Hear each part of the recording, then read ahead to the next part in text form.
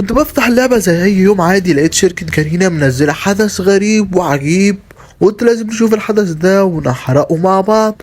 والحدث ده أسطوري، وهو حدث الذكرى السبعة، رقصة الذكرى السبعة في لعبة فري فاير. زي ما احنا شفنا خلال الفترة الأخيرة فري فاير نزلت شوية أحداث بمناسبة الذكرى السبعة.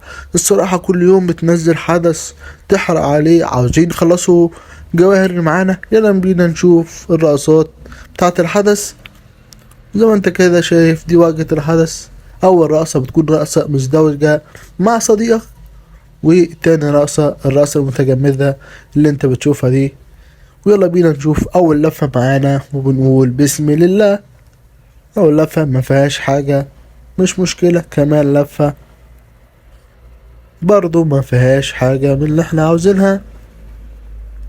كمان لفة يلا بينا، برضو لسه كلها توكن واغراض ملهاش اي لازمة.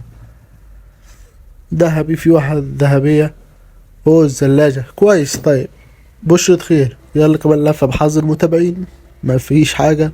بحظ كل واحد حط لايك، برضه ما فيش حاجة. كل واحد حط لايك وكومنت واشتراك وجانا اللوت بوكس، مش مشكلة. نشوف كمان لفة. هنحرق مش هنسيبه غير لما نجيب كل حاجة. لف يا صاحبي لف، خلص الجواهر معنا. اول حاجة جتنا الرقصة المزدوجة وبشرة خير. يلا عاوزين نجيب الرقصة التانية عشان نكون حرسنا الحدث كله. وجت الرقصة التانية وكده يكون حرقنا الحدث كله بالكامل. زي ما انت شايف كده يا اصدقائي، حرقنا الحدث بالكامل. ما تبخلوش علينا باللايك والاشتراك وتفعيل زر الجرس. عاوزين نوصل ل50,000 في اقرب وقت. وكده وصلنا نهاية الفيديو. احبكم كتير، سلام.